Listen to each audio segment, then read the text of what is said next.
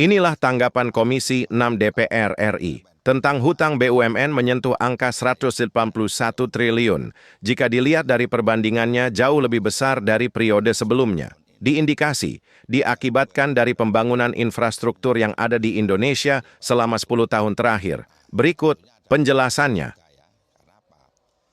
Ya, kalau menanggapi soal utang BUMN khususnya BUMN karya ya, BUMN karya. Memang ya kita akui bahwa selama era 10 tahun ini BUMN mendapatkan penugasan yang cukup besar soal infrastruktur. Nah, tentunya ada dampaknya juga ya. Karena apa? Infrastruktur yang cukup besar itu posisi BUMN karya tentunya tidak mampu untuk membiayai dirinya sendiri untuk melaksanakan infrastruktur yang ditugaskan itu. Kalau tidak ada spotting dari penugasan, artinya dana negara atau dana pemerintah melalui APBN yang dispot atau diberikan melalui PMN kepada karya-karya tersebut ya, BUMN karya tersebut. Itu bisa jadi salah satunya. Tetapi untuk mengurai itu tentunya tidak bisa hanya semata-mata soal infrastruktur, soal penugasan infrastruktur, tapi juga ke depan itu mesti harus dilakukan sebuah efisiensi ya, efisiensi seperti contoh yang dilakukan oleh pemerintah saat ini, efisiensi di mana BUMN karya itu sudah mempunyai aset-aset yang dalam rangka mendukung infrastruktur kan ya mengeluarkan aset yang untuk spotting, umpamanya bikin pengolahan beton, pengolah pabrik baja, macam-macam lah. Nah, itu kan ada ya dana yang dikeluarkan untuk investasi yang jangka panjang. Nah, ketika infrastruktur itu berhenti, otomatis itu akan menjadi beban. Itu salah satunya. Dan beberapa anak perusahaan yang membuat anak perusahaan untuk mensupport infrastruktur yang cukup besar itu. Nah, oleh karena itu kemarin kami menyarankan agar dilakukan efisiensi.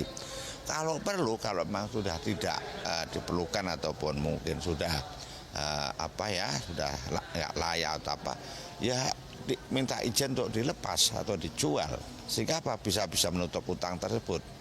Nah, kemudian juga kita lihat BUMN karya itu juga membuat anak-anak cabang atau anak perusahaannya, bahkan cucu-cucu perusahaan. Nah, coba itu dievaluasi karena jangan sampai cucu-cucu ataupun anak-anak perusahaan bahkan cicit perusahaan itu membebani induk perusahaan. Nah, itu perlu dievaluasi. Nah, kalau memang itu membebani ya dilepas. Tapi kami berharap juga pemerintah memberikan perhatian apakah untuk melakukan efisiensi, apakah mereka langsung dari berapa 7 atau berapa BUMN karya itu direvitalisasi, dikecilkan atau dijadikan holding, holding lebih kecil lagi sehingga masing-masing punya investasi, punya aset macam-macam itu kan bisa lebih dimaksimalkan. Bapak, ini kalau kita melihat dari tadi penjelasan Bapak ini sampai dengan ada cucu perusahaan itu sendiri dari BUMN ini ya.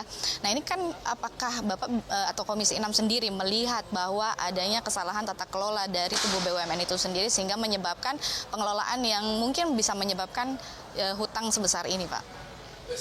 Ya, saya kira kita Komisi 6 atau lembaga parlemen tidak bisa serta-merta menuduh bahwa itu salah pengelolaan atau apa. Itu ya yang benar atau proses itu bisa kita nilai ketika sudah dilakukan audit.